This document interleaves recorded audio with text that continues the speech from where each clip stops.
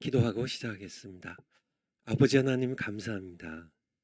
저희들 아무것도 아닌데 정말 죄 가운데 태어나서 죄 가운데 살다가 죄 가운데 죽어서 지옥 갈 수밖에 없는 불쌍한 죄인들인데 하나님께서 어찌 그리 사랑하셨는지요.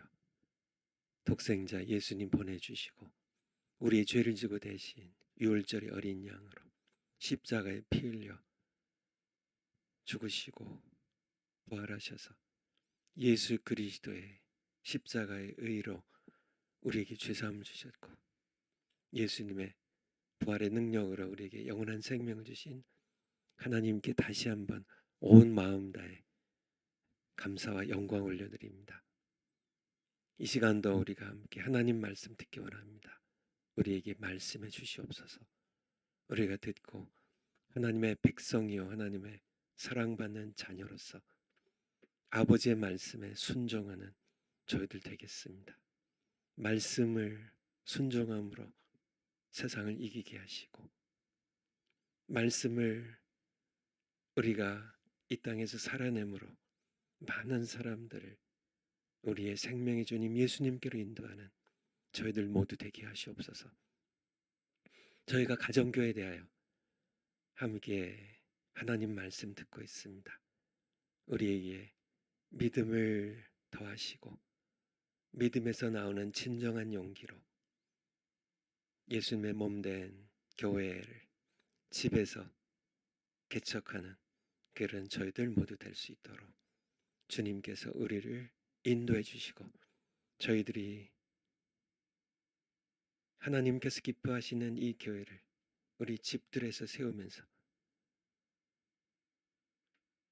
세상이 줄 수 없는 참된 기쁨을 맛보는 저희들 모두 될 수 있도록 하나님께서 얼마나 좋아하시는지 함께 우리가 나누는 저희들 모두 되게 하시옵소서.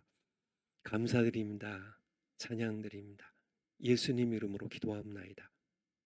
아멘. 여러분 잘 지내셨죠? 지난주에는 또 추석 연휴 연장으로 또 강의가 휴강이 됐는데 추석 잘 보내셨는지요? 우리 정광훈 목사님 지금 대전 중문교에서 여러 목사님들과 함께 집회 중이고요. 이 시간에 우리는 또 청교도 신학원 강의를 하고 있습니다. 지난 금요일 날 여러분들 아마 거의 모두 불임절 잔치로 다들 사랑제일교회 함께 모여서 함께 우리의 승리를 함께 이렇게 나누는 그런 기쁜 시간 가졌습니다. 그래서 불임절에 대하여 제가 정관 목사님께서 저에게 원배야 너 이것 좀 이렇게 내가 설교하기에 앞서 좀 네가 먼저 설교하라고 이제 그렇게 부탁을 해가지고 제가 불임절에서 절에 대하여 제가 성경 말씀을 이제 하나님 말씀으로 전했는데 조금 미흡한 게 좀 있는 것 같아서요. 오늘 조금 보충해 놓고 그리고 가정교회에 대한 강의 하도록 하겠습니다. 7대 명절, 7대 명절 너무 잘 알죠. 정광 목사님이 전하신 말씀 가운데 이 7대 명절로 나타난 우리 예수 그리스도에 대하여 이렇게 말씀 이렇게 해주셨기 때문에 여러분 모두 잘 알고 있습니다. 7대 명절이 뭐예요? 시작이 그러니까 유대인들의 원력으로요, 달력으로 1월에 니산월에 이제 세 개의 명절 절기가 있는데요. 6월절 1월 14일이죠. 니산월 14일이죠. 그리고 또 이제 바로 6월절 다음 날부터 일주일 동안 무교절. 그런데 초실절이 바로 이어서 와요. 그래서 6월절 다음 날 무교절이죠. 그런데 6월절 6월절 다음에 있는 안식 후 첫날이 바로 초실절이에요, 여러분들. 그러니까 이렇게 세 개의 절기가 묶여져 있어요. 초실절. 예수님이 언제 부활하셨어요? 유월절 지난 첫 안식일 지난 첫날에. 정확하게 예수님의 부활은 초실절에. 초실절 말 그대로 처음 이제 이렇게 곡식이 익어서 하나님께 드리는 감사절기죠. 그래서 이때는 그러니까 보리 추수예요. 보리 추수. 보리는 그러니까 이스라엘 이렇게 토양으로 가본다면 이스라엘은 이제 이른비가 이제 가을에 늦가을에 내리죠. 내려서 보리를 심고요. 그리고 이제 겨울이 지나서 초실절에서 우리 요즘에 달력으로 한다면 4월 달에 보리 추수를 해요. 그게 초실절입니다. 초실절은 언제 오냐면 6월절이 지나고 첫 안식일 다음 날이 예수님께서 안식 후 첫날에 6월절에 십자가 못 박혀 죽으시고요. 안식일이 지난 다음 날 그래서 이날 정확하게 예수님께서는 6월절에 십자가 못 박혀 죽으시고 무교절에 장사 지낸 바 되시고 정확하게 초실절에 예수님은 부활하셨습니다. 부활하셨어요. 그리고 이제 이렇게 오순절이 50일이 지난 다음에 오순절이 오고요. 그래서 6월절, 무교절, 초실절, 오순절. 그 다음에 이제 유대인의 원력으로 7월이죠. 7월에 우리 원력으로 하면 10월에 유대인의 원력에 7월에 세 개 절기가 있어요. 세 개 절기가. 첫 번째가 7월 1일이 나팔절, 7월 10일이 속죄절, 대속죄일이라고 그러죠. 염키푸르. 그리고 마지막 이제 7월 15일이 장막절. 장막절은 다른 이름이 수장절, 초막절이라고 불러요. 그래서 이렇게 7명절이 있습니다. 그런데 정확하게 이제 일곱 절기가 예수 그리스도를 전부 이제 설명하고 선포하고 예수님이 하신 일과 하실 일들을 말씀해 주고 계시죠.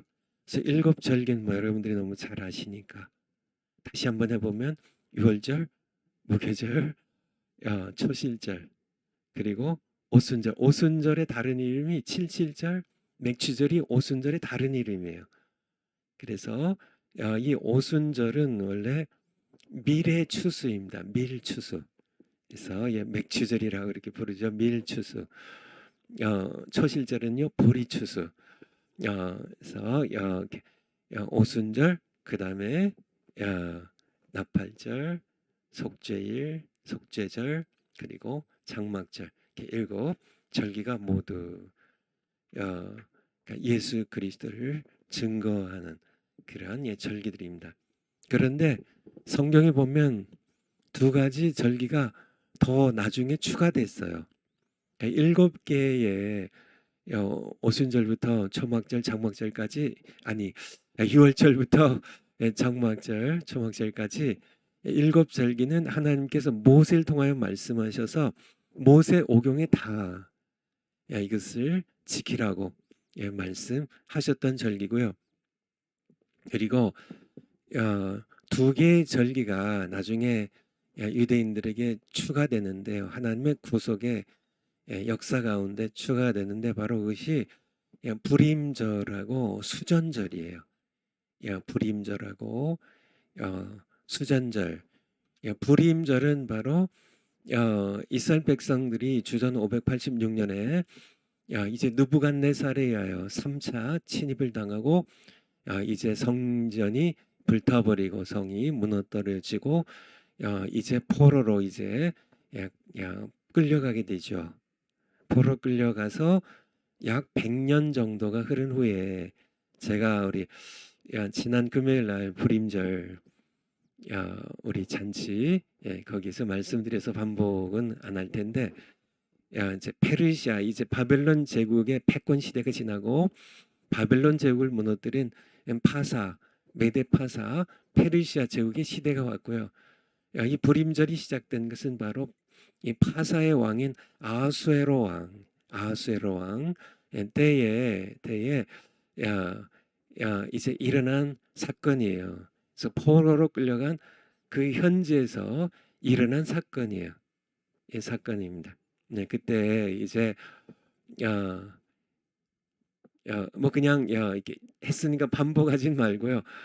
우리 그냥 성경 바로 보겠습니다. 에스더 3장 7절. 에스더 3장 7절. 아하수에로 왕 12년 역사적인 정확한 시점이죠. 정월 곧 니산월 유대 원력으로 정월이 니산월이에요. 니산월. 하만이 무리가 하만 앞에서 하만이 주도한 겁니다. 이 하만은 아말렉 족속 중에 아말렉의 왕인 아각의 후손이에요. 아각의 후손입니다. 그러니까 이 하만에게는 유대인들이 적이죠. 그쵸. 아말렉 족속을 거의 멸절시켰던 그런 적이죠. 그런 이 하만 앞에서 이제 날과 달에 대하여 부르고 제비를 뽑아. 그러니까 이 부르라는 말이 제비라는 뜻이게 제비 뽑을 때 제비를 이렇게 뭐 이렇게 무슨 이렇게 나무 토막으로 이렇게 한다든지 이렇게 이제 거기에서 이제 달을 정하고 이렇게 날을 정하고 하는 제비를 뽑았는데 12월 곧 아달월을 얻은지라. 그래서 이 불임절의 이름이 바로 이 부르에서 이 불임은 부르의 복수형이에요. 왜냐하면 이제 불임절을 이렇게 하루가 아니라 이틀을 지켰기 때문에 불임절이 이렇게 된 거죠. 그래서 이스라엘 백성들이 이 하만의 계략을 이제 하나님의 도우심으로 다 이렇게 무너뜨린 다음에 그 다음에 승리를 기뻐하며 함께 하나님 앞에서 이 기쁨을 함께 나누었던 것이 바로 불임절입니다. 뭐 이 과정을 쭉 말씀드리기에는 좀 이렇게 시간이 너무 많이 가서요. 어쨌든 하만은 자기가 판 함정에 자기가 빠졌어요. 자기가 이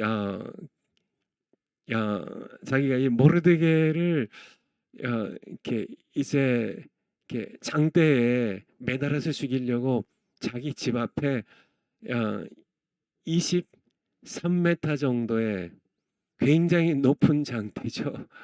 굉장히 높은 장대죠.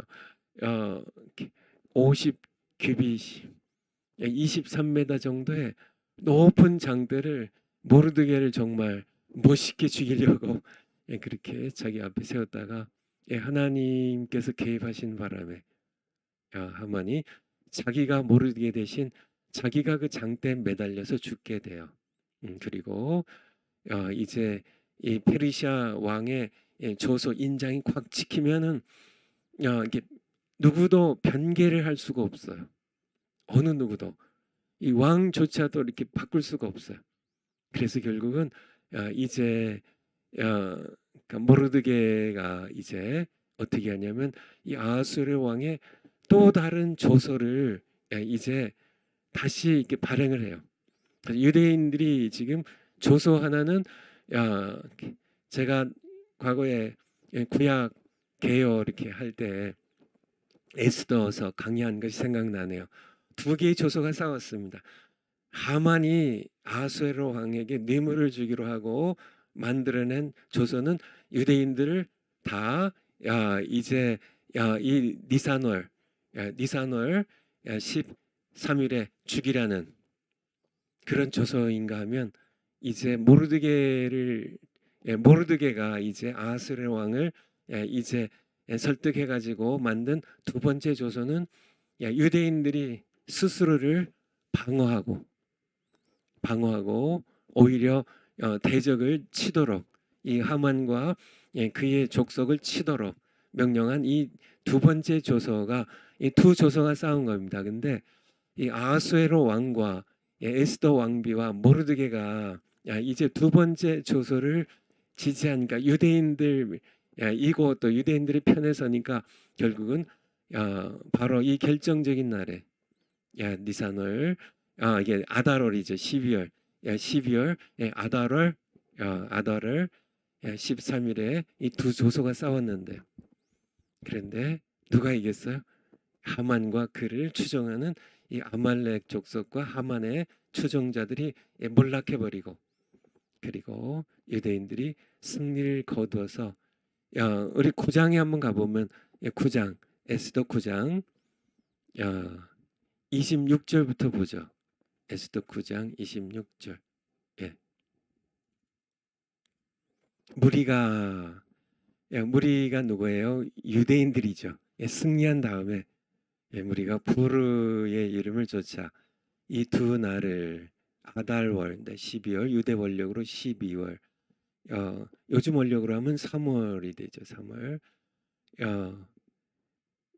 12월 14, 15 이 두 날을 불임이라 하고 유다인이 이 글의 모든 말과 이 일에 보고 당한 것을 인하여 27절 뜻을 정하고 자기와 자손과 유대인 자손과 자기와 화합하는 자들이 자기들과 함께하는 모든 사람들이 해마다 그 정한 기록한 정기에 이 두 날을 연하여 그러니까 이 두 날이지 그쵸 13일 날 보복을 했고요.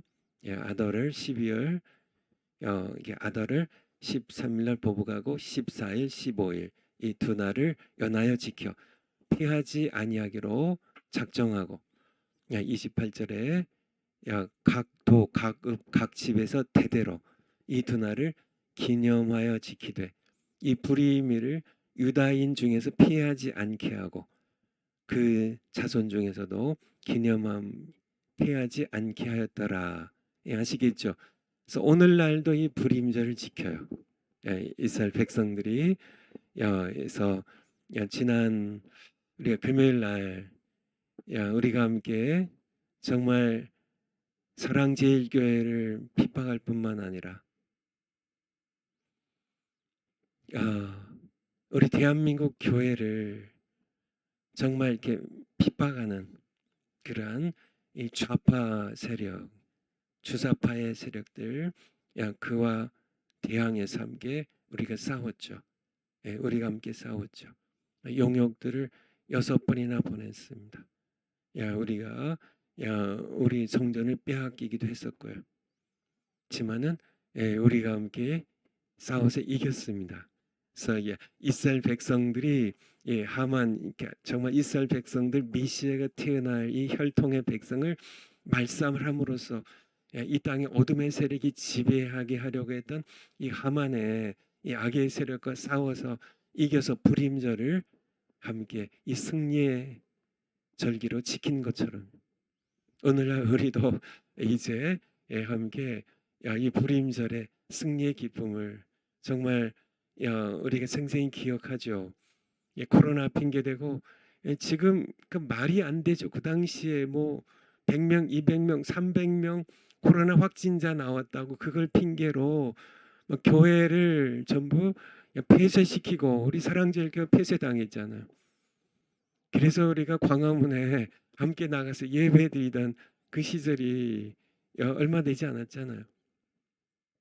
그렇게 정말 한국 교회 예배를 짓밟고 했던 그 세력에 우리가 대항해서 함께 싸워서 이겨서요. 우리가 좌파 정부가 무너지게 하고 지금 윤석열 정부가 다시 이제 일어나게 하고 이런 일들을 이룬 것. 그런데 참 이제 시작이에요. 시작입니다. 우리가 함께 정말 이 불임절이 정말 우리가 장차에는 우리 평양의 땅에서요 3년 안에 우리 부활절 감사 예배를 북한의 우리 사랑하는 동포들과 함께 눈물과 감격으로 예배드린 그날까지 정말 거기에서 우리가 불임절 잔치를 하는 그날까지 우리가 함께 싸워야 하겠고요. 더 장차에는 예수님 이 땅에 재림하셔서 모든 악의 세력들을 전부 정말 심판하시고 우리가 사탄과 정말 자기도 모르게 사탄에게 이용당하면서 교회를 핍박하고 하나님의 백성들을 핍박하는 이 모든 악의 세력에 우리가 예수 재림하신 예수 그리스도의 권세와 능력으로 우리가 승리를 거둔 후에 함께 우리가 장차 새 예루살렘에서 이 불임절 잔치를 할 그날까지 우리가 계속 선한 싸움을 싸워야 하겠습니다. 불임절하고 또 하나의 절기가 추가가 됐다고 하는데요. 수전절입니다. 여기서 잠깐만 성경만 찾아보고 우리 지나가도록 하죠. 시간 때문에요. 요한복음 10장 22절. 요한복음 10장 22절. 요한복음 10장 22절. 예루살렘에 수전절이 이르니 때는 겨울이라. 예수께서 여기서 이제 예수님 이제 말씀하시는데 그러니까 예수님 이 땅에 계실 때 지금도 이 수전절 유대인들이 지켜요. 예수님께서 공생에 보내실 때도 수전절 지켰고 이 수전절을 유대인들이 하누카라고 그래요. 하누카. 근데 이 수전절은 지난 금요일에도 잠깐 말씀드렸죠. 그리고 또 제가 신구약 중간사 특강할 때 얼마 전에 몇 달 전에 신구약 중간사 얼마 되지 않았죠. 이 수전절에 대하여 말씀드렸는데요. 이것은 이스라엘 백성들이 주전 586년에 멸망하잖아요. 그런데 이제 뭐 신구약 중간사 이렇게 들으신 분들 여러분들 거의 다 들으셨죠. 그때 마카비 혁명이라는 이 마카비 형제들에 의하여 성전이 짓밟히는데요. 그래서 알렉산더 대제가 죽은 다음에 이 헬라 제국이 넷으로 분열되잖아요. 넷으로 분열되는데 이게 시리아를 중심으로 하는 그러니까 이 제국의 그 이렇게 안티오쿠스 4세라는 안티오쿠스 에피파네스라는 그런 왕이 예루살렘 성전에 제우스 신상을 만들어 놓고 거기에 제우스에게 드리는 이렇게 제단을 만들어 놓고 거기에 돼지를 잡아서 돼지 피를 뿌리면서 제사를 드리고 하는 그런 성전을 더럽히고 회파시키는 그러한 일이 일어났을 때 유대인의 한 나이 많은 제사장이 이제 그러니까 제우스를 섬긴 이 그러니까 제사장을 죽여버리고 그리고 그 아들들이 혁명을 일으켜서 그러니까 성전을 그러니까 되찾아요. 그것이 주전 164년인데요. 주전 164년에 그리고 성전을 모두 이렇게 깨끗하게 정화시킵니다. 모든 우상들 전부 치우고 전부 깨트려 버리고 불질러 버리고 불살라 버리고 전부 정결하게 이제 정결한 피와 정결한 기름으로 깨끗하게 정화시킨 다음에 성전을 다시 하나님께 재봉헌한 그것을 기념하는 겁니다. 그래서 영어로는 히브리어는 하누카라고 하는데요. 영어로는 the festival of dedication. dedication은 이렇게 봉헌한다는 거죠. so dedication, the feast, 혹은 the festival of dedication이라고 이렇게 부르는데요. 하나님께 수전절은 하나님께 다시 성전을 다시 하나님께 리데디케이션이 다시 재봉헌한다는 그런 기념일이 바로 수전절 한우카예요. 그냥 여러분들 이렇게 아시면 되겠습니다. 그냥 이렇게 지나가기 전에 한 가지만 더 말씀드리면 신학자 토크가 금요일마다 있는데 예, 지난 여름 동안에 우리 이렇게 전광훈 목사님의 생각의 3대 통로에 대하여 그리고 또 그 전에는 이제 서울 고백서 이렇게 함께 나누었는데요. 이제 지난 금요일부터는 이렇게 7대 명절로 나타난 명절에 나타난 그리스도 그 정광 목사님의 말씀표의 1번입니다. 나누고 있는데요.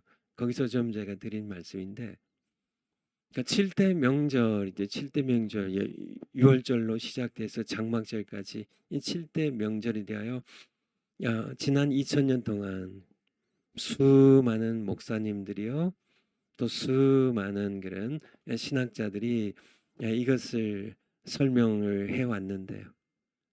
그런데 그러니까 6월절에 대해서요, 무교절에 대해서, 오순절에 대해서, 이렇게 나팔절에 대해서 이렇게 설명해 왔는데 제가 알기로는요 아마 이것이 모든 이렇게 양심적이고 정직한 그런 목사님들이나 신학자들은 아마 제 생각에 동의할 것으로 이렇게 제가 생각이 되는데요.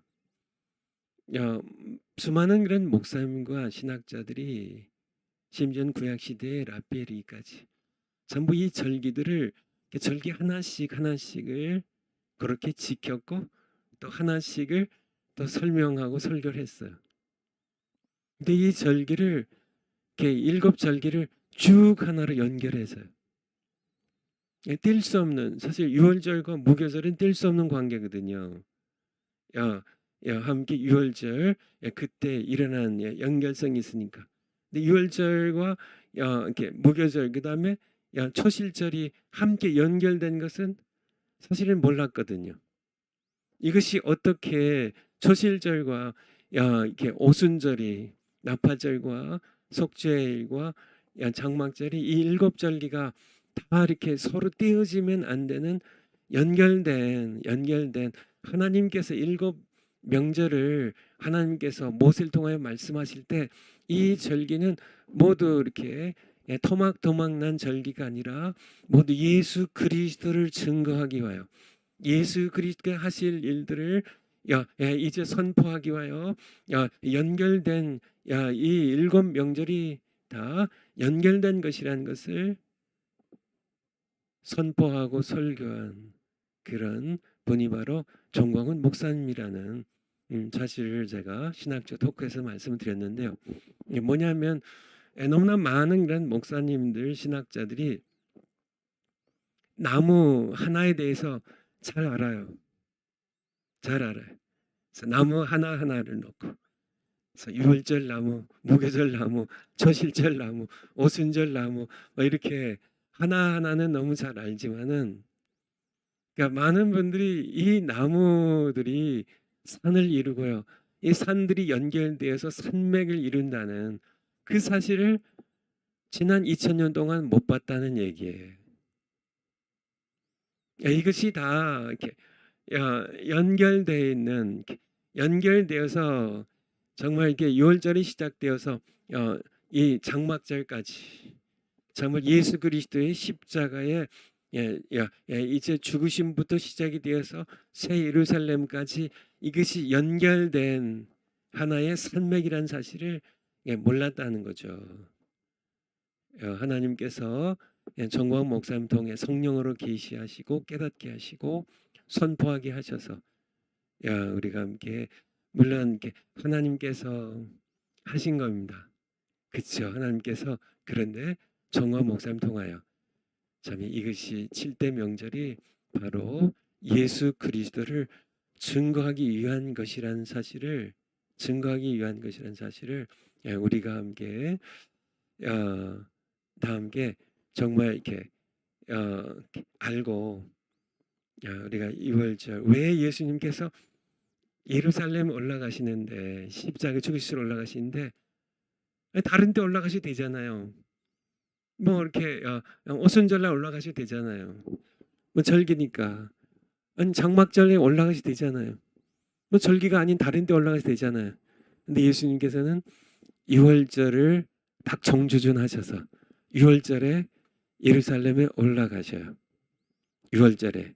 왜냐하면 예수님이 6월절에 어린 양이시기 때문에 6월절에 죽어야 하는 예수님 이 땅에 오시기 약 1500년 전에 1400여 년 전에 이스라엘 백성들이 출애굽할 때 하나님께서는 열 번째 재앙으로요.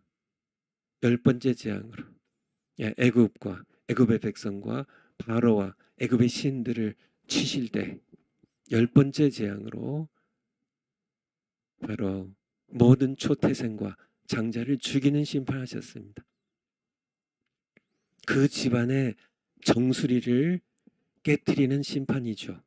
장자들, 바로의 다음 대를 이을 장자를 죽이는 각 집안의 장자를 죽이는 그런 심판하실 때 어린 양을 잡아서 야 문설주와 임방에 바르라고 그 피를 볼 때 내가 그 집을 심판하지 않고 넘어갔겠다고 6월절이거든요. 바로 예수님이 땅에 오시기 전에 피 흘려서 죽임을 당했던 수많은 1년 된 어린 양들 바로 누구를 다 가리키나요? 예수 그리스도를 가리켜요. 장차 오실 하나님의 어린 양 세례 요한의 고백처럼 세상 죄를 지고 가는 하나님의 어린 양 그가 6월절에 우리 모든 죄를 지고 하나님의 어린 양이 되어서 십자가에 못 박혀 피 흘려 죽으심으로 그 피가 마음의 문설주와 임방에 발라져 있는 자는 하나님의 심판을 받지 아니하고 하나님께서 심판을 넘어가시겠다는 예수님께서 6월절에 왜 6월절을 딱 맞춰서 올라가셨을까? 우리가 함께 그것을 늘 기억하셨으면 좋겠어요. 그래서 불임절에 대해서 좀 설명을 드렸습니다. 결국은 이 불임절도요, 수전절도 사실은 다 예수 그리스도를 증거하는 겁니다. 불임절이요. 그쵸. 악에 대한 승리를 함께 기뻐하는데 바로 악에 대한 승리 십자가에서 죄와 악의 모든 세력을 모두 깨뜨리시고 사망 권세까지 깨뜨리시고 사탄의 정수리를 창세기 3장 15절 말씀처럼 깨뜨리시고 승리하신 예수 그리스도 그분이 바로 불임절의 정상이고요. 수전절도 마찬가지입니다.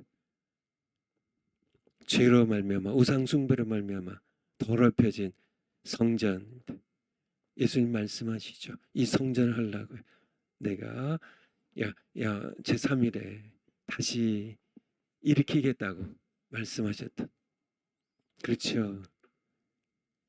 예수님께서는 죄악으로 우상 숭배로 인간의 모든 탐욕으로 더럽혀지고 참 무너진 그런 성전된 자신의 몸을 십자가에 못 박고 다시 부활하심으로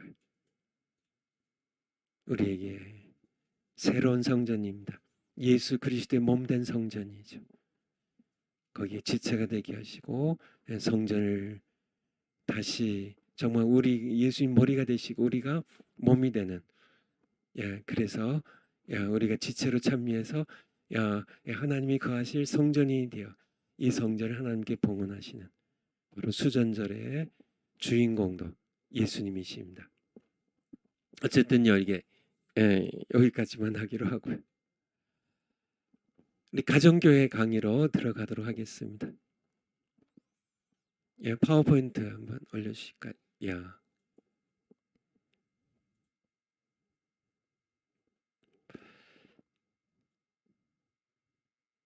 가정교회 집에 있는 교회 가정교회.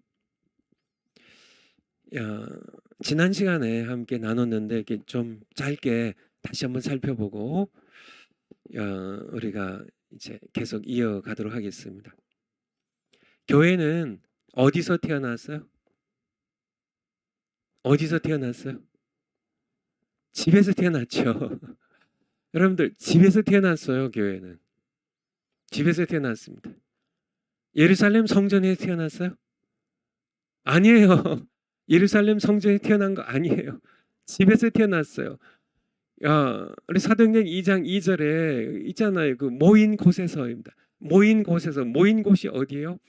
바로 요한 마가의 어머니 마리아의 집에서 태어났어요. 거기서 모여서 이 다락방에 함께 모여가지고 함께 120명의 성도들이 어디에요? 성전에 모였을 때가 아니에요. 집에서 태어났어요. 집에서 궁궐이 아니에요. 어떤 특별한 건물이 아니에요. 그냥 일반 평범한 사람의 집에서 태어났어요. 근데 왜 오늘날 교회들이 왜 그렇게 건물에 집착하냐고요? 건물이 필요 없다는 얘기는 아니라고요. 하나님 주시면 감사하죠. 그렇지만은 교회는 집에서 태어났고요. 집에서 자랐고 집에서 성장했다는 것. 자꾸 뭐 건물이 없으면 교회도 없는 것처럼 이게 완전히 그냥 우리의 뇌리 속에 이렇게 박혀 있는데요. 아니에요. 원래 교회는 집에 있는 것이 그것이 정상이고요. 집에서 태어났고요. 그래서 교회 개척에도 집에서 개척해야 돼요. 그래서 이게 정확하게 예수님께서도 만왕의 왕이신데 아니 그렇지 않아요.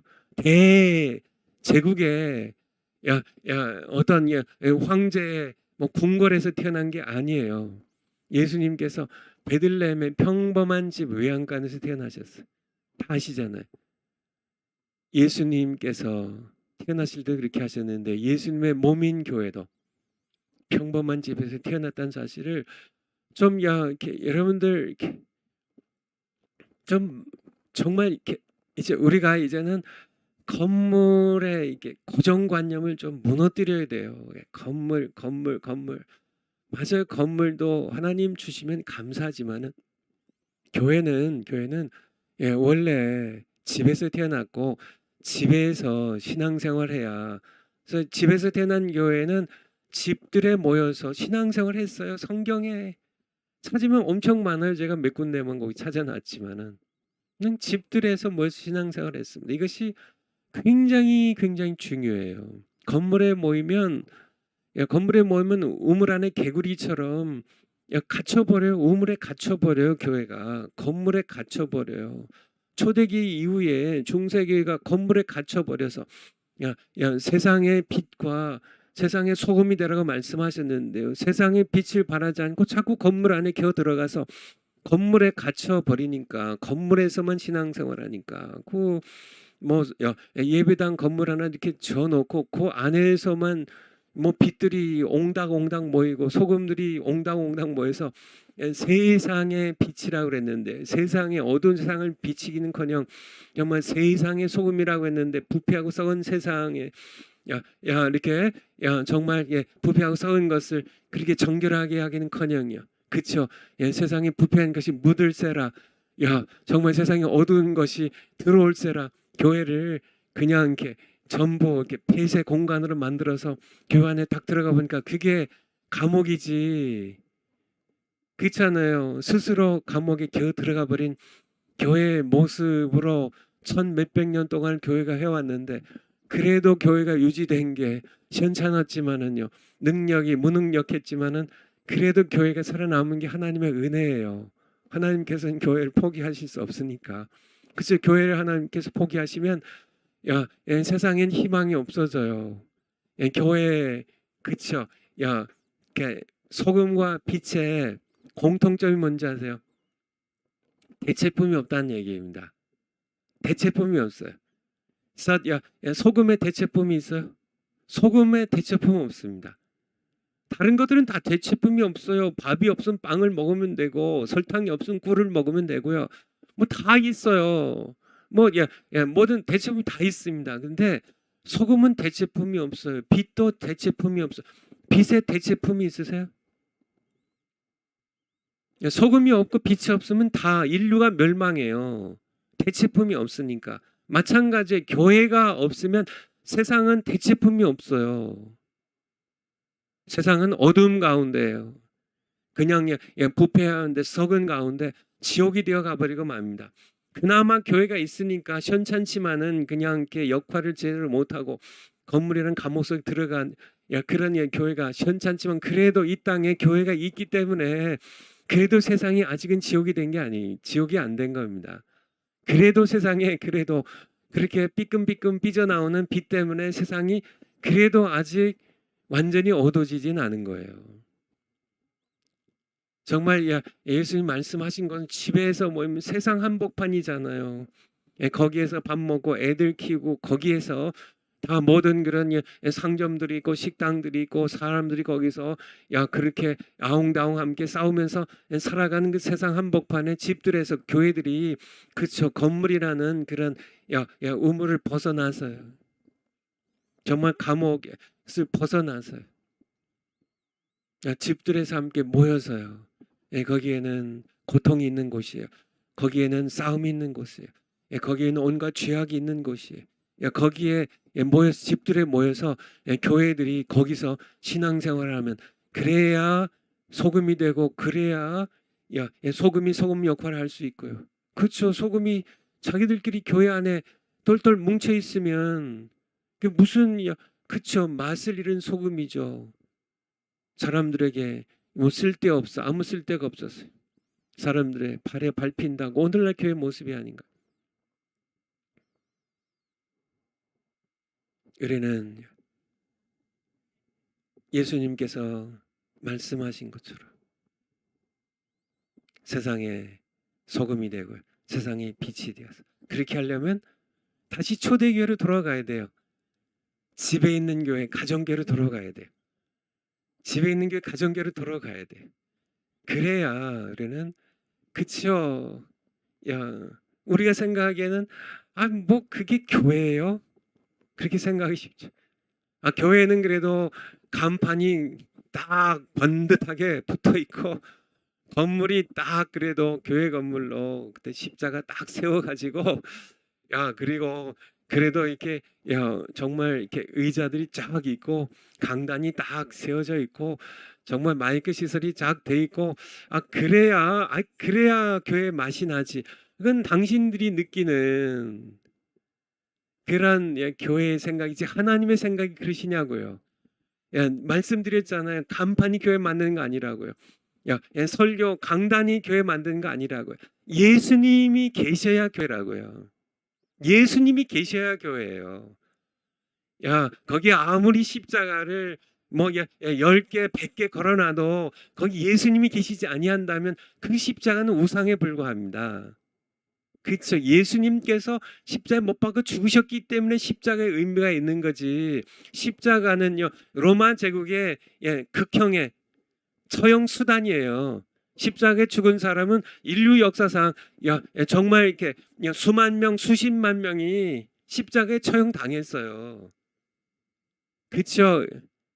그런데 예수님이 못 박히신 그 십자가가 의미가 있는 거죠. 왜냐하면 그 십자가에서 예수님께서 우리의 죄를 지고 저의 죄를 여러분의 죄를 우리 웅지간사의 죄를 지고 죽으셨기 때문에 그 십자가 의미인 거지. 예수님 때문에 그 십자가의 의미가 있는 겁니다. 그래서 예수님이 계시지 않는다면 건물이 아무리 크게 지어놨다 할지라도 거기 예수님 계시지 않으시면 그건 교회가 아닙니다. 교회가 아니에요. 아무리 사람들이 많이 모여도요. 거기에 예수님이 계시지 않으면 교회가 아니에요. 교회를 교회되게 하는 건 딱 하나입니다. 머리 대신 예수님이 계셔야 교회예요. 그러니까 집에서 모인다고 그쵸? 뭐 강대상도 없고 뭐 사람도 뭐 조금 모이고 아니에요. 사람 조금 모여도 두세 사람이 예수님의 이름으로 모여서 거기에 예수님이 계시면 그건 교회예요. 그렇지만은 100명, 1000명, 10,000명, 10만 명, 100만 명 모인다 할지라도요. 거기에 예수님이 계시지 않는다면 교회가 아니라니까요. 교회가 아니라니까요. 우리가 인식을 좀 바꿔야 돼요. 그래서요. 뭐 이렇게 교회 간판 뭐 어떤 무슨 교회 뭐 이렇게 딱 이렇게 교회 간판 딱 걸어놓고 뭐 깨끗하게 뭐 건물 지어 놓고 거기에 뭐 강단 해 놓고 의자 뭐 수천 개 딱 놓고 그리고 함께 예배를 드리면 교회라고요? 예수님이 계시지 않는다면, 예수님이 계시지 않는다. 정말 예수 그리스도의 임재를 맛볼 수 없다면요. 사람들끼리 모여서요. 설교라고 다 설교가 아니죠. 그렇죠? 정말 정말 예수 그리스도의 임재를 느낄 수 있게 하는, 정말 하나님이 여기에 살아 계시구나. 내가 정말 그 하나님 앞에 내가 정말 죄인이구나. 정말 예수님 없이 내가 지옥 갈 수밖에 없는 그런 비참한 인생이구나 내가 깨닫게 하는, 그래서 거기에 성령 역사하시고 정말 예수 그리스도의 인재가 그분의 살아계셔서 지금도 내게 말씀하시고 나의 죄를 책망하게 하시고 내가 회개하게 하시고 나의 모든 교만들을 내 탐욕들을 내가 세상에서 세상 사람들과 함께 어울려서요 그렇게 살았던 모든 그런 죄악들을 내가 진정으로 하나님 앞에 가슴 아프게 회개하면서요 그리고 그 회개를 받으시고 죄를 용서하시는 하나님의 은혜를 맛보고 그 넘치는 기쁨입니다. 정말 세상이 줄 수 없는 그 정말 너무 큰 기쁨입니다. 내 죄를 사하시고 내가 정말 내 죄를 용서하신 것만도 감지덕진데 나를 예수님 때문에 하나님의 아들 딸로 자녀로 삼아주시고요. 나를 세상 끝날까지 함께 동행하시며 은혜를 베푸시는 하나님을 나의 아버지로 섬기는 이 기쁨을 맛보게 하지 못하는 그런 예배는 예배가 아니고요. 그런 교회는 사실은 사람들의 모인 숫자와 상관없이 아무리 좋은 예배당을 지어놓은 거 상관없이 교회가 아니에요. 교회가 아니에요. 여러분들 인식을 좀 바꿔야 돼요. 세상적인 건 사탄이 집어넣은 세상적인 인식이에요. 세상적인 인식. 교회는 오직 예수님이 계셔야 교회예요. 교회를 교회되게 하는 것은 교회 간판도 아니고요. 모인 사람의 숫자도 아니고요. 정말 이렇게 뭐 신학 박사학위를 받은 그런 목사님이 설교하는 게 그게 교회를 교회되게 하는 게 아니라는 사실이에요. 오직 예수님이 계셔요. 예수님이 임재하셔. 두세 사람이 내 이름으로 예수님의 이름으로 먼 곳에 나도 그들 중에 있겠다고 하시는 예수님의 임재입니다. 인격적인 임재예요. 예수님의 정말 지정이 가지신 그런 예수님의 인격적인 임재입니다. 우리에게 말씀하시고 우리에게 인도하시는 우리가 정말 그분의 임재를 내가 정말 맛볼 수 있는 그분의 임재가 있어야 교회예요. 그런 교회는요. 초대교회는 집에 있는 교회였어요. 집에 있는 교회. 정말 이거를 우리가 정말 이렇게 우리의 그 고정관념 정말 이 고정관념 이게 그냥 우리 그 뇌리 속에 새겨져 있고 우리의 그냥 뼈 속에 새겨져 있는 이 건물 중심적인 이 교회관을 완전히 무너뜨려야 돼요. 무너뜨려야 돼. 두 사람이 모여도 교회가 될 수 있고 10만 명이 모여도 교회가 아닐 수 있다는 사실을. 큰 건물에 모여도 예수님이 계시면 교회겠지만은 조그만 10평도 안 되는 집에서 모여도 예수님이 계시면 교회가 된다는 교회예요. 아름다운 교회죠. 세상에 어두운 세상에 빛을 발하는 교회죠. 부패하고 썩은 세상을 정화시킬 수 있는 소금된 교회가 될 수 있다는 사실을 여러분들이 꼭 기억하셨으면 좋겠어요. 제가 자주 쓰는 표현대로 제가 이 말씀만 10번, 100번 여러분들이 그냥 지긋지긋하도록 정말 여러분의 귀에 못이 박히도록 이 말씀을 좀 드리고 싶어요. 초대교회는 집에서 태어나고요. 집에서 자랐고 집에서 성장했고 집에 있는 교회가 로마 제국을 무너뜨린 집에 있는 교회입니다. 로마 제국이 무릎을 꿇은 건요. 건물에 있던 교회가 아니에요. 집에 있는 교회예요. 집에 있는 교회는 순수한 교회예요. 예수 그리스도의 입죄를 날마다 맛보는 교회. 참 세상 한복판에 맞을 세상에 죄악 있는 세상입니다. 다툼이 있고 고통이 있고 질병이 있고요.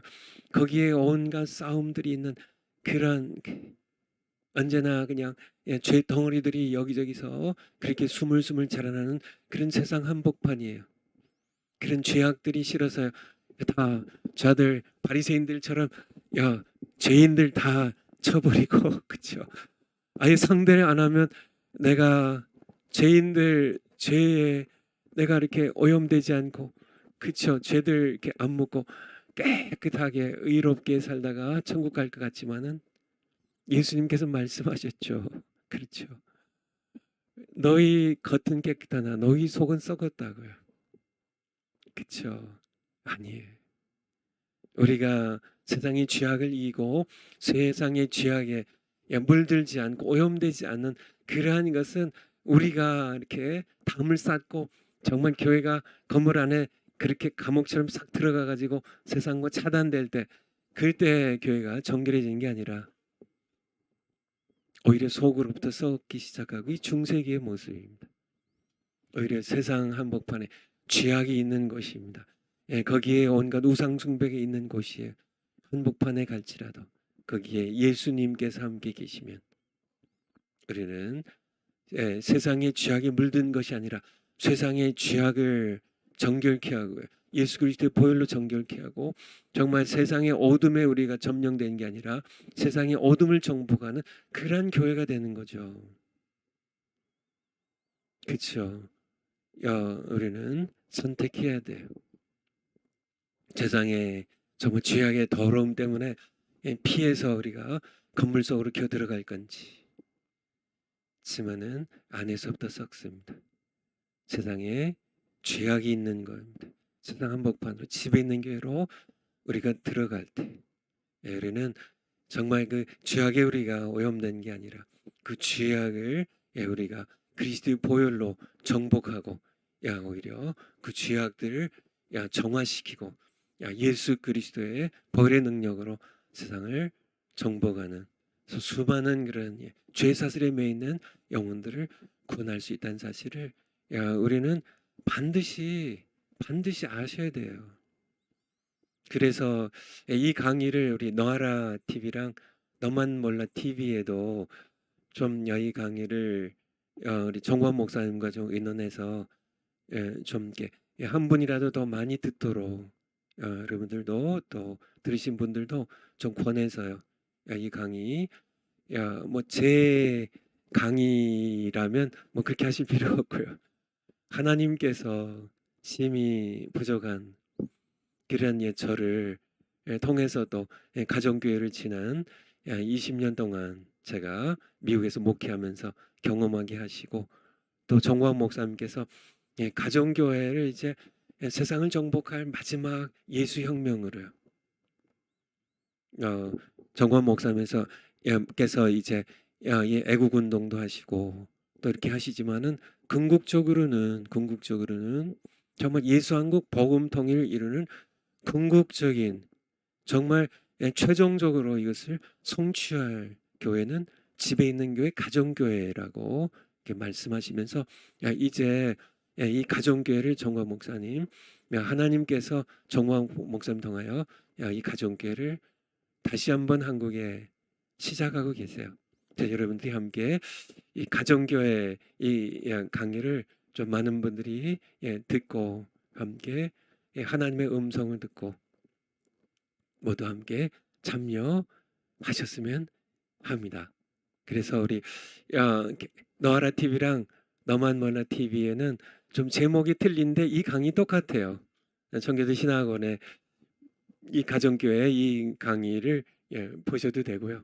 이걸 또 듣도록 하셔도 되고 또 너하라 TV랑 너만 몰라 TV는 광화문 가정교회 뭐 가정교회도 또 다른 가정교회들이 있어서 정광 목사님 시작하는 광화문 가정교회 세상을 정복할 마지막 혁명이라는 제목으로 이 강의가 또 이렇게 올라가 있으니까 많은 분들이 함께 듣도록 정말 예수님 이 땅에 재림하시기 전에 다시 초대교회로 돌아가세요.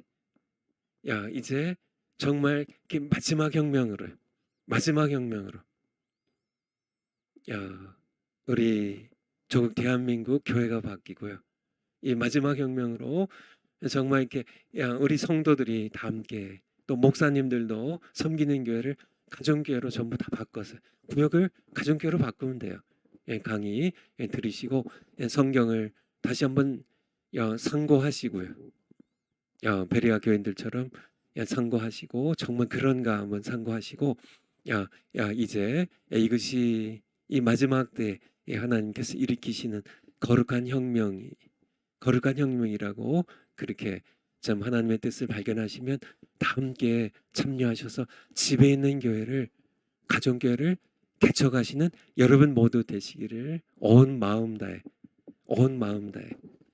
성경에서 주시는 하나님의 말씀을 의거하여 여러분들에게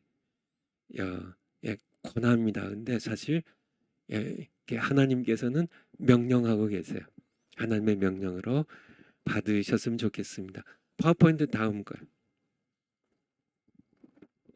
초대교회는 300년간 예배당을 짓지 않았어요. 성경에는 건물을 가진 교회가 있다 없다? 없어요. 있으면 찾아보세요. 없어요. 300년간 예배당을 짓지 않았어요. 흉내도 내지 않았어요. 그런데 그때 교회는요, 정말 순수한 교회였어요. 능력 있는 교회였어요. 건물이 없는데 어떻게 그렇게 될 수 있을까요? 건물이 없었기 때문에 그렇게 될 수 있었습니다. 사실은요. 정말 초대 교회는 정말 능력 있는 그런 사도들이 능력이 있었어요. 복음 선포에 능력이 있었어요. 정말 그들은 순교도 죽음도 두려워하지 않았어요. 그런 교회입니다. 성도들도 마찬가지. 오히려 매질을 당하고 채찍질을 당하고요. 그렇게 핍박을 받을 때 예수 그리스도의 고난에 동참하는 걸 인하여 기쁘게 그들은 공회를 떠났습니다. 사도들의 모습이죠.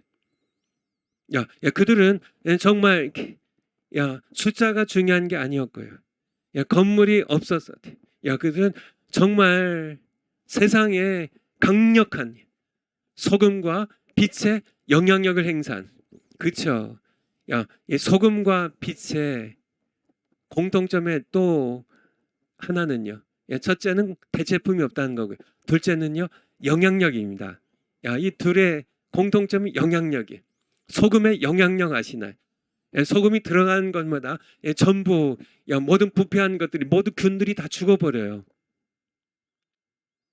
소금이 들어가는 것마다 강력한 영향, 빛이 들어가는 것마다 강력한 영향력이 공통점이 영향력입니다. 강력한 영향력이 어둠의 세상을 밝히는 강력한 영향력이 이 교회 초대교회는 강력한 영향력이 있었어요. 세상의 소금이라고 말씀하죠. 세상입니다. 세상은 죄악이 있어요. 썩고 부패한 세상이에요. 어두운 세상이에요.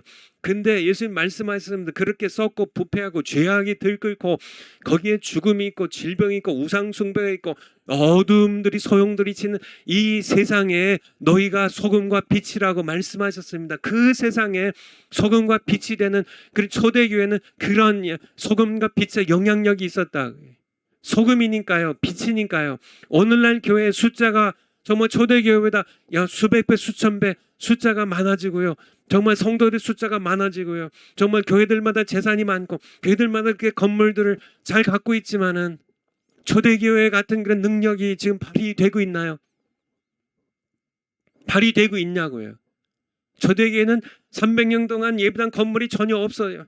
그냥 평범한 그렇게 작은 집, 무너져간 그런 집에서 모였어도 그들은 능력 있는 정말 지구상에 가장 강력했던 그런 제국, 로마 제국을 무릎 꿇게 했던 그 초대교회는 초대교회 성도들의 숫자가 아닙니다. 초대교회의 건물의 화려함이 아니에요. 초대교회가 가졌던 어떤 전략이 아닙니다. 그냥 그들은 그냥 순수하게 예수님의 명령 그대로예요. 그들은 복음으로, 정말 복음으로 승부했고 그들은 기도로 승부했어요. 다른 것 없습니다. 그냥 집에서 그들이 함께 신앙생활하고요. 그들이 세상의 소금과 빛으로 영향력을 행사했을 뿐입니다. 그 모든 영향력은 머리신 예수 그리스도께서 흘러나오는 것이죠. 엄청난 영향력을. 그런데 그 후에 정말 사탄에게 속은 거죠. 건물로 교회가 들어가기 시작하면서 교회는 변질되고 부패되었다는, 앞서 제가 요 지난 강의에서 말씀드렸기 때문에 다시 반복하지 않지만 한번 사진 한번 볼까요? 사진요. 우리 옹지 간사님, 우리 한번 사진 한번 볼까요? 사진. 예. 지난번에 봤는데 이렇게 하나 처음 하나 맨 위에 거부터. 예. 야, 이게 뭐예요? 지난번에 보여드렸는데 예배당 건물이에요. 술집으로 바뀌었습니다. 다음에 식당으로 바뀌어서 예배당 건물이에요. 다음. 야, 이게 예배당 건물이요. 서커스 연습장으로 바뀌었어요. 다음. 이게 런던에서만 500개 교회가 converted into mosque. 야, 이게 무슬림 사원으로, 이슬람 사원으로 바뀌었어. before 옛날에 이렇게 했는데 after 이렇게 됐다고요. 다음. 이게 런던의 한 교회 예배당인데요. 예, 거기 아랍어 글자가 이렇게 써 있죠. 그 영어 글자도 써 있네요. 모스크로 바뀌어 버렸어요. 성전 예배당 건물이. 다음 사. 독일 건데. 요게 바로 오른쪽이 예배당 였는데 요게 모스크로 팔려 가지고요. 그 왼쪽으로 이렇게 바뀌어 버렸습니다. 이게 지금 유럽 교회예요. 유럽 교회가 왜 이렇게 됐을까요? 왜 이렇게 됐을까요? 바로 건물에 들어가세요. 교회가 건물에 들어가면서 교회가 변질되고 예배가 변질되고 들어가서 세상의 소금과 빛의 역할을 하지 못하니까. 근데 이것이 제가 미국에서 오랫동안 살다 왔잖아요. 미국 교회가 지금 이 전철을 밟고 있는데요. 여러분들 심각하게 들으셔야 됩니다. 한국 교회가 멀지 않았어요. 이미 시작이 됐습니다. 이미 시작이 됐어요. 교회들이 벌써 청년들이 빠져나가기 시작했습니다. 벌써 어린 아이들이 이제 교회에서 찾아보기가 힘들어요. 정말 아이들 이렇게 교회에서 보면 정말 얼마나 이렇게 반가운 시대가 됐어요. 이제 어른 세대가 이제 노인이 되고요. 노인들이 죽으면 얼마 남지 않았습니다. 여러분 얼마 남았을 것 같으세요? 요즘 시대가 점점 더 빨라요. 미국에 정말 그렇게 좋은 예배당들이요.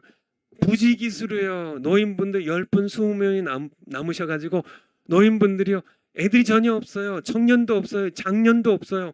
노인분들이 몇몇 미국의 대형 교회들 빼놓고요. 거의 수많은 교회들이요. 지금 노인분들만 남아 계세요. 이것이 한국에 이미 시작됐다는 얘기입니다. 얼마 갈 것 같으세요? 얼마 견딜 것 같으세요? 정말 이 추세가 점점 더 빨라지고 있어요. 제 생각에는요. 10년이 중요합니다. 지금 회복되지 않는다면 10년 뒤에는 이미 늦을 거예요. 하나님께서 정확하게 아시겠지만 이대로요. 이제 청년들도 3, 40대 찾기 힘들어요. 교회에서. 점점 더 이제 힘듭니다. 이제 50대, 60대가 이제 그나마 남아 있고요. 이제 70대, 80대 이제 그렇게 다 세상에 뺏겨요. 이미 아이들 다 뺏겼습니다. 청소년들 다 뺏겼어요. 전부 청년들 다 뺏겼어요. 어떻게 될까요? 미국의 이 현상을 탄식하면서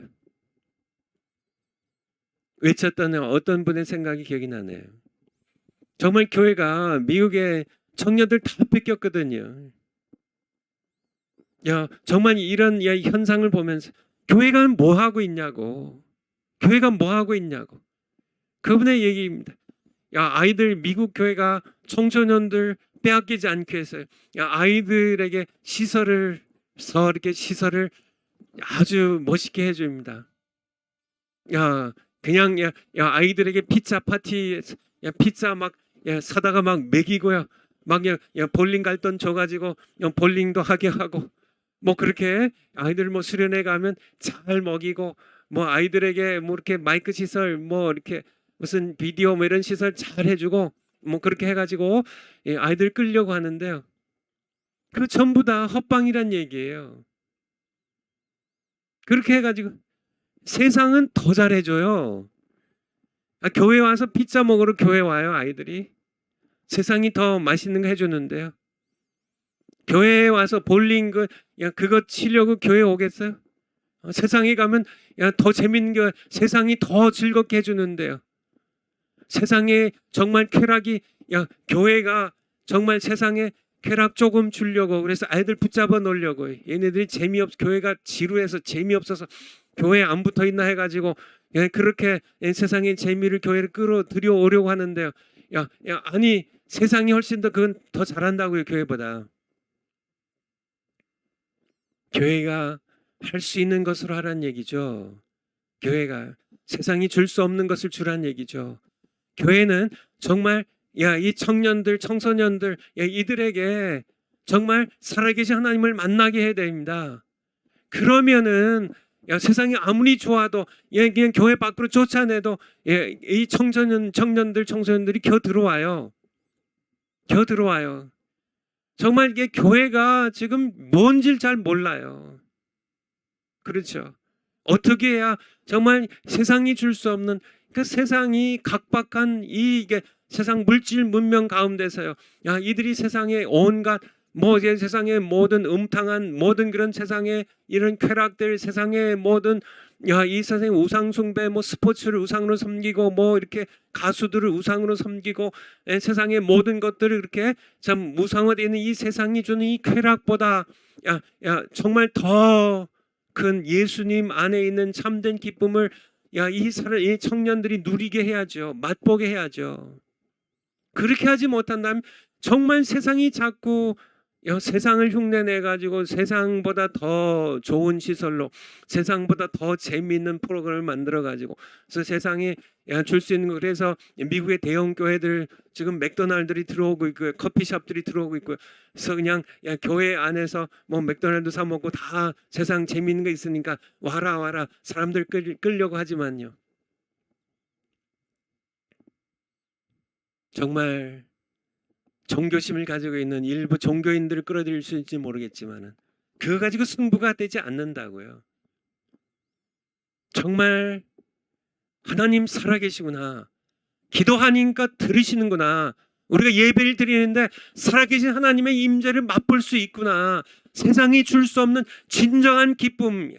정말 살아계신 하나님을 이분이 살아계시구나.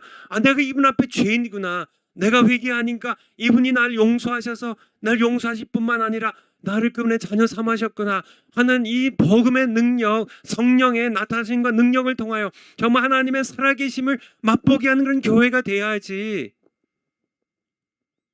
건물과 시설과 사람의 숫자를 밀어붙이고요.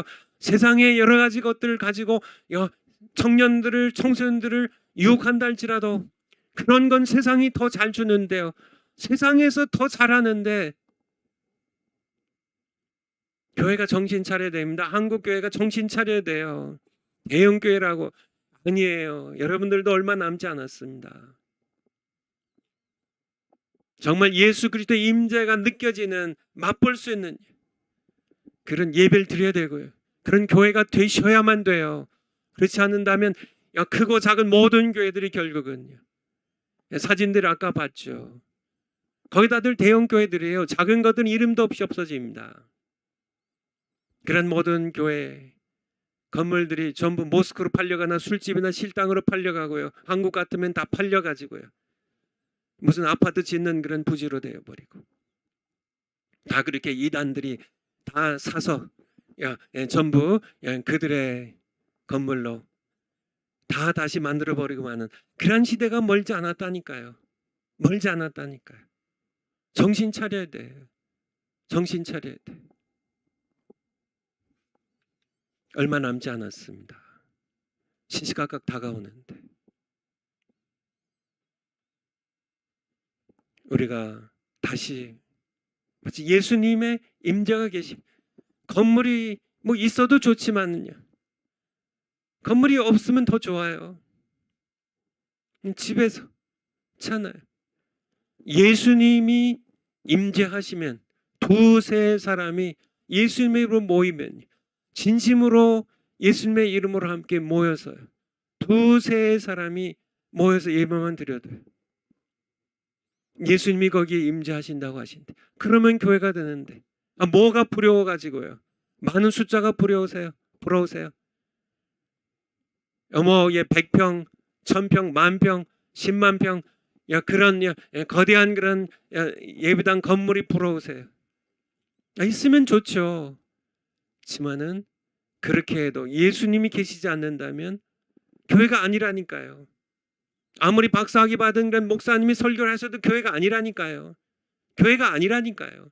예수님이 계셔야 교회예요. 간판이 아무리 좋아도요, 예수님이 계셔야 교회예요. 말씀드렸잖아요. 정말 내가 드리는 예배, 예수님이 계신가? 그냥 뭐 생각으로만이 아니라 정말 예수님이 계신 것을 내가 맛볼 수 있는가? 참여한 모든 예배자들이 정말 우리 가운데 예수님이 계시구나, 조태 사회로 거니시는 예수님께서 나를 터치하고 나를 만지고 계시구나, 나를 취하고 계시구나, 내 어두운 마음을 밝혀주고 계시구나, 병든 나를 고치고 계시구나 하는 것을 느끼는지, 정말 설교단을 통하여 예수님께서 말씀하신 것을 듣는 그러한 청중들이 느끼는지, 그러면 교회예요.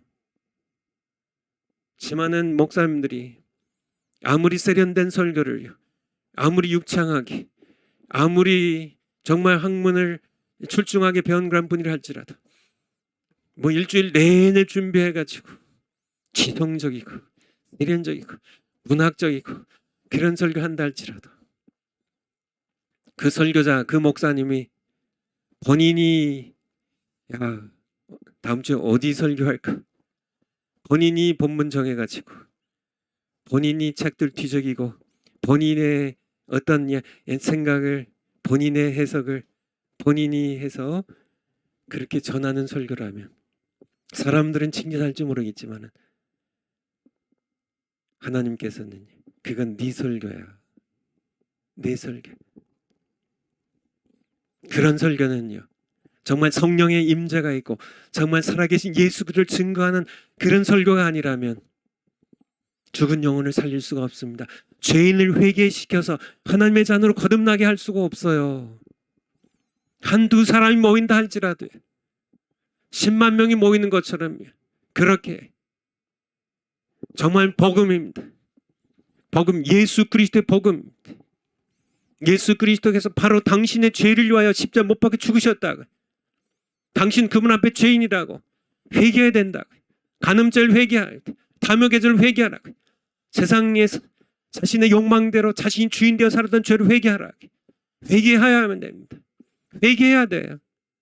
회개를 선포하지 않는 그런 교회, 그 교회는 가짜 교회일 가능성이 많아요. 아마 거의 100%입니다. 회개를 선포, 죄악을 회개해야, 그렇죠. 죄를 회개하지 않고 예수님의 십자가의 의미를 알 수 있을까요? 아니에요. 예수님을 모르는, 예수님을 아무리 100번, 1000번, 100만 번 얘기한다 할지라도 예수님을 모르는 겁니다. 그리고 예수님의 교회가 아니에요. 복음의 시작은 예수님 마태복음 4장 17절에 말씀하신 것처럼 회개하라, 천국이 가까웠다고요. 회개에서 시작이 되는 겁니다. 창조주 하나님이 살아계세요. 그분의 살아계심을 내가 느낄 때 그 다음에 우리 느끼는 것이 바로 내가 이분 앞에 내가 죄인이구나. 비로소요, 빛이신 하나님 앞에 나는 어둠이구나, 지옥으로 갈 수밖에 없는, 그걸 깨닫게 되고 내가 죄인이라는 사실을 절절하게 깨달을 때 난 죄인이야, 나는 빛이신 하나님께 다가야 되는데 나는 죄인이야, 난 나를 스스로 구원할 수 있는 능력이 없어. 내가 내 죄를 가슴 아파하고 괴로워할 때 비로소 우리는 예수님께서 왜 이 땅에 오셨는지를 알게 되는 겁니다. 예수님께서 왜 그렇게 처절한 그런 십자가의 죽음을 죽으셔야 했는지 그 이유를 우린 내가 죄인이라는 사실을 내가 정말 가슴 아프게 깨달을 때 비로소 예수님께서 나를 위해 구원하러 오셨다는, 예수님이 왜 오셔야만 했는지를 우리는 깨닫게 되는 거예요. 이런 복음을 선포하고 자매, 이 복음이 선포될 때 예수님께서 그곳에 임재하실 때 그 교회는요, 집에서 모여도요, 두세 사람이 모여도 그 교회는 교회예요. 그 모임은 교회입니다. 지만은요, 300명, 3,000명, 3만 명이 모여도 복음이 선포되지 않고 예수 그리스도의 임재가 느껴지지 않는 교회는 교회가 아닙니다. 인간의 모임이에요. 그저 흉내만 내는 거죠.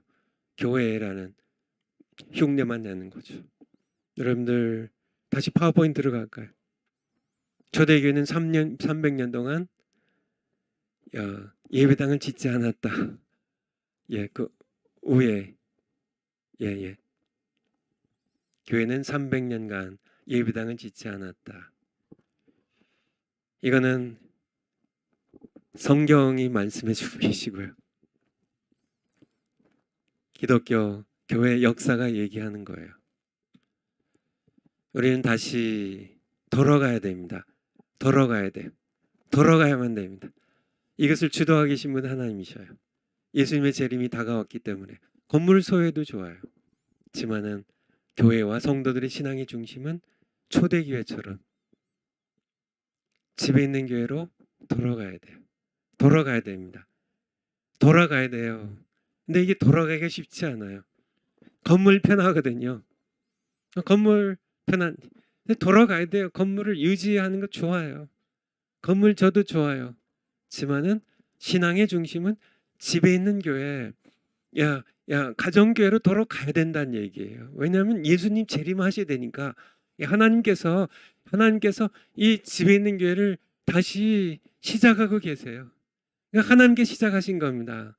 사람이 한 게 아니에요. 중국 교회 말씀드렸잖아요. 중국 교회가 건물 교회였어요.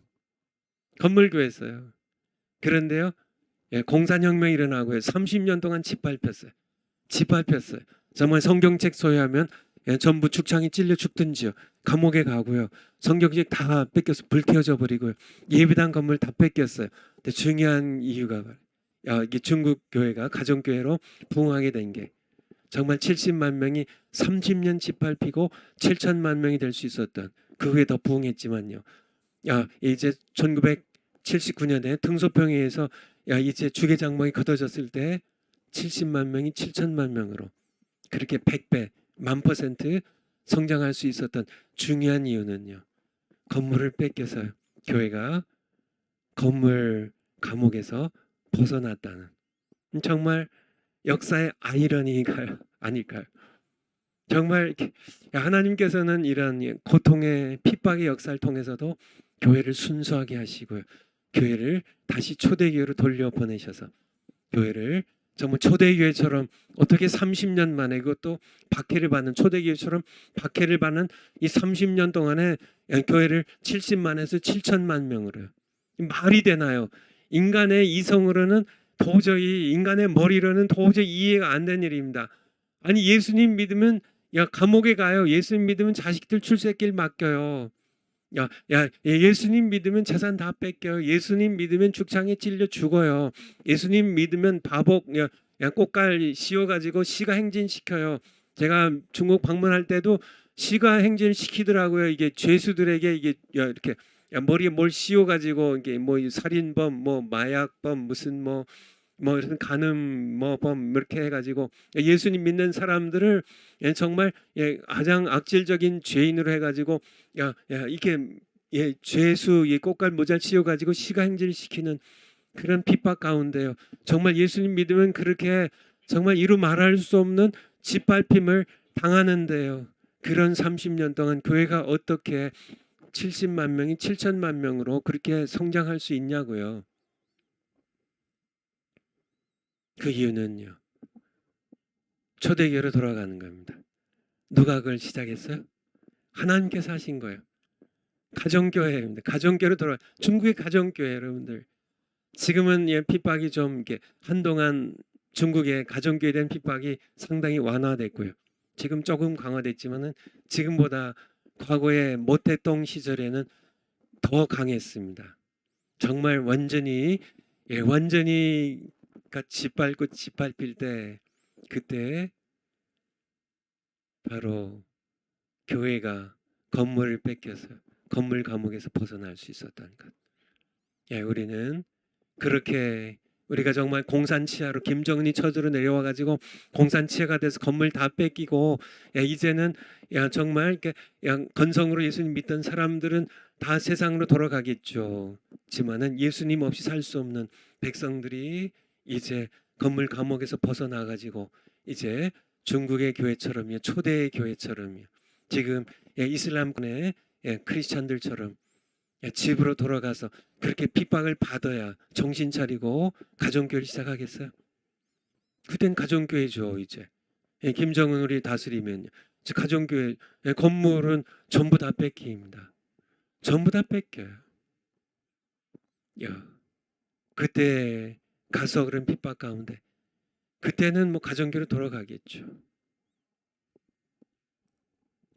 제가 이렇게 영적으로 제가 느끼기엔요. 핍박이 오면요. 비로소 이제 모든 교회들이 핍박당한 모든 교회들은 다 집에 있는 교회로 돌아갑니다.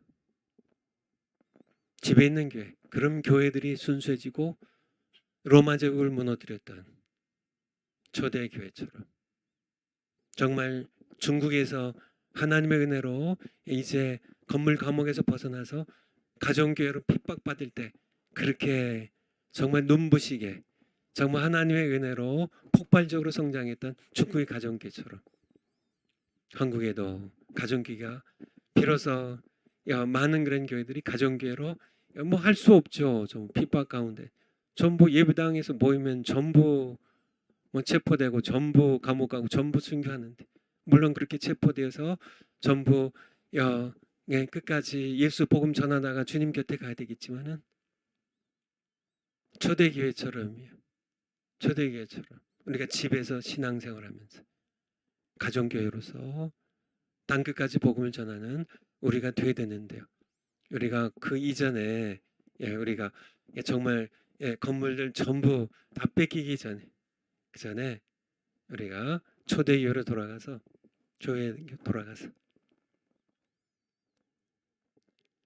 예수님 다시 오실 길을 예비하는 정말 세상을 정복하는 마지막 예수 혁명으로 함께 가정교회 집에서 개척하는 여러분 모두 되시기를 다시 한번 온 마음 다해 축원을 드립니다. 우리 파워포인트 다음 거요. 사진 지나서 시대를 분별하라. 여러분들 눈을 뜨고 주변을 살펴보세요. 시대가 너무 빠르게 변하고 있어. 정말 너무 빠르게 지나고 있어. 우리 사사기에 보면 여호수아 시대까지만 해도 하나님을 알고 있는 세대였거든요.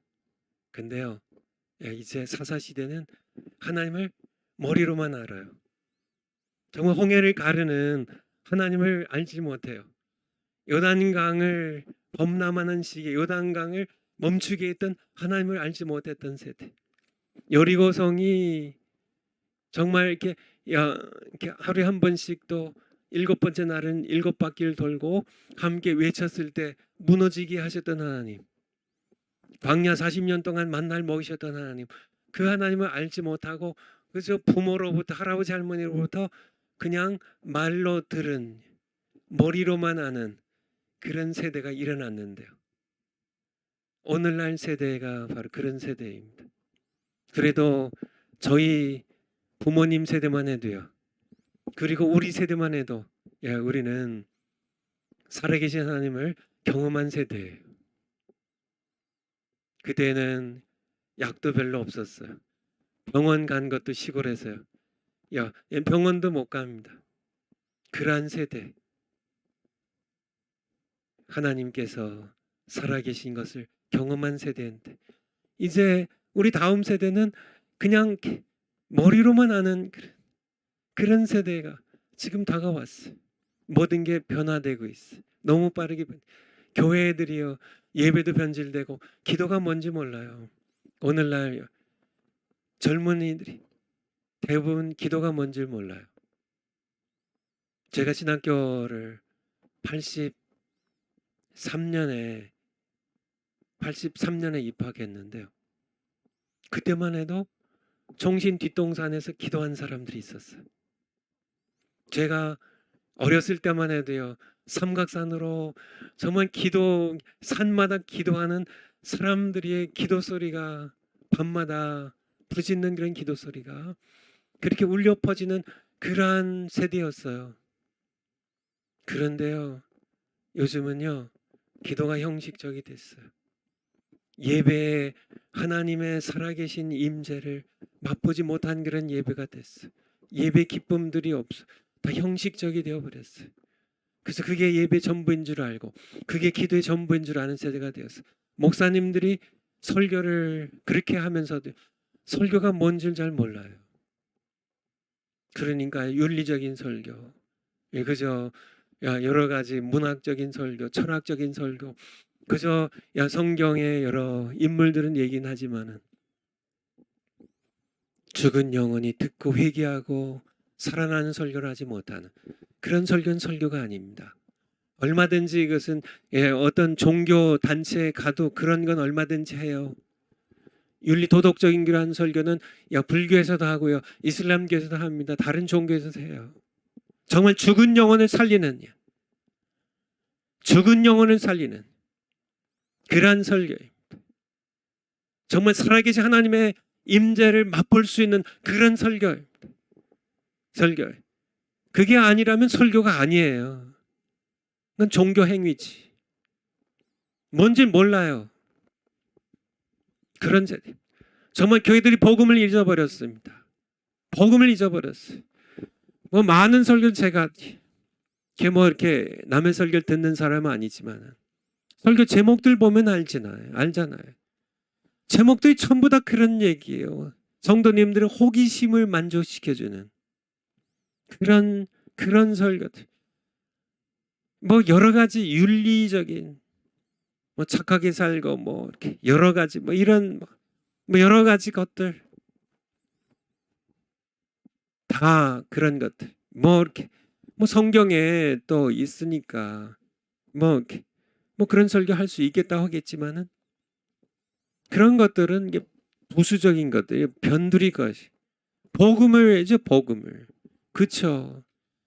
성경의 핵심 몸통은 설교하지 않고 그래서 성경의 깃털들만 설교해가지고 그쵸? 설교자도 부담 없고요, 듣는 성도들도 부담 없고, 그쵸? 부담 없이 그죠? 듣고 은혜 받았습니다. 손 털고 일어나서 가서 또 세상에 어울려 가지고 이렇게 살아가고 또 그거로 또 그러면은 천국 가니까 그렇게 성도들이 거짓 만족 주고 그렇게 그런 교회들 그게 교회고 그게 설교냐고요. 복음입니다. 예수님이 하신 대로 하시라고요. 정말 구약의 선지자들이 한 대로 하라고요. 이사야처럼 외치라고요. 예레미야처럼 외치라고요. 정말 정말 세상 이방 족속들입니다. 유대인들이 예루살렘 사람들이 이 예레미야를 정말 핍박해요. 욕해요. 정말 에스겔을 욕해요. 정말 더 이상 예언하지 말라고, 선제노를 하지 말라고, 듣기 싫다고요. 그래도 구약 선지자들이 하나님의 말씀 복음을 외쳤던 것처럼 당신을 회개하라고, 우상 숭배다 무너뜨리라고, 그렇게 정말 예수님께서 말씀하셨던 것처럼 회개하라고, 천국에 내가 왕으로 당신 삶을 다스릴 테니까 당신이 주인 노릇하던, 당신 욕망대로 마음대로 살던 그런 삶을 회개하고 내 앞에 무릎 꿇으라고 하시는 예수님의 천국 복음에 정말 선포가 있어야지. 사도 바울이 했던 대로요. 그렇게 사도들이 했던 것처럼 회개하라고요. 복음을 전해야죠. 복음을. 이 복음을 위하여. 사도 바울이 그렇게 얘기한 거죠. 내가 이 복음을 위하여 택장을 받았다고. 내가 복음을 부끄러워하지 않으노니 이 복음은 모든 믿는 자의 구원 주신 하나님의 능력이 된다고. 내가 복음을 위하여 정말 태어났고, 내가 복음을 위해 부르심을 받았고, 내가 복음을 선포한다고. 어디든지. 이 복음의 핵심 뭐예요? 바로 하나님 살아계시고 핑계할 수 없습니다. 우리는 모두 그분 앞에 죄인이 의인은 하나도 없다고. 회개해야 돼. 예수 그리스도의 십자가 보혈 외에는 우리를 구원할 수 있는 다른 아무것도 없어요. 예수님의 십자가 보혈의 능력으로 내가 죄사함을 받기 위해서는 먼저 필요한 것이 내가 죄인이라는 사실을 깨달아야 된다는 겁니다. 내가 죄인이라는 사실. 건성으로요. 그냥 예수님 영접하면 끝나. 그게 아니라 내가 죄인이라는 사실. 내가 가슴 아프게 깨닫고 내가 회개할 때 비로소 예수님이 왜 나를 위해 죽으셨는지를, 그렇게 죽으셔야만 했는지를 우리는 알 수 있기 때문에요. 예, 시간이 벌써 됐네요. 기도하고 10분 정도만 쉬었다가 다시 시작하겠습니다. 기도하겠습니다. 아버지 하나님, 너무너무 죄송합니다.